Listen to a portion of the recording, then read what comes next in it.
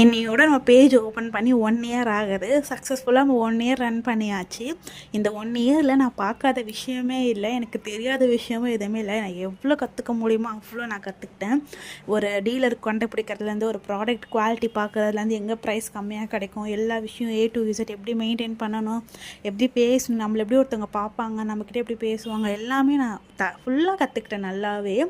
இந்த 1 இயரில் நான் 5000 ஆர்டர்ஸ் மேலே நான் கொடுத்துருக்கேன். 5000 ஆர்டர்ஸில் நான் ஒரு பாதி ஆர்டர் கரெக்டாக கொடுத்துருக்கேன்னா, பாதி ஆர்டர் அப்படியே ஆப்போசிட்டாக வந்து எதனா ஒரு மிஸ்டேக் பண்ணியிருப்பேன், சொதப்பல் பண்ணியிருப்பேன்.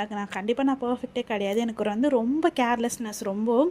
நான் வந்து எதனா ஒரு மிஸ்டேக் பண்ணுறது. இப்போ இந்த வாரம் இன்னைக்கு பர்த்டே, இந்த வாரத்தில் கேட்குறாங்களா, ஒரு 4 டேஸ் கழிச்சு அவங்க ரிசீவ் ஆகிற மாதிரி ஆகிறது. அந்த மாதிரி நிறைய மிஸ்டேக் பண்ணியிருக்கேன். ஒரு சில ஆர்டர் எடுத்துகிட்டு அந்த சேட்டு வந்து நான் போகாமல் மறந்துட்டு அதுக்கப்புறம் ஒரு 2 months வந்து கழிச்சு கேட்பாங்க, நான் ஆர்டர் பண்ணணும், அப்பதான் ஞாபகமே வரும். அந்தளவுக்கு ஒரு கேர்லெஸ்ஸாக இருந்திருக்கேன். எல்லா மிஸ்டேக்கும் பண்ணியிருக்கேன். சேம் டைம் நான் நல்லாவும் கொடுத்துருக்கேன். நல்லா அதுக்கு ஈக்குவலாக வந்து நிறைய மிஸ்டேக்கும் பண்ணியிருக்கேன். அது எல்லாமே எனக்கே தெரியும். பட் இது வரைக்கும் என்னை யாருமே வந்து மனசு கஷ்டப்படுற மாதிரி யாருமே பேசினதே இல்லை. நான் தப்பு பண்ணப்போ கூட எல்லாருமே வந்து சப்போர்ட்டிவாக தான் இருந்தாங்க எனக்கு.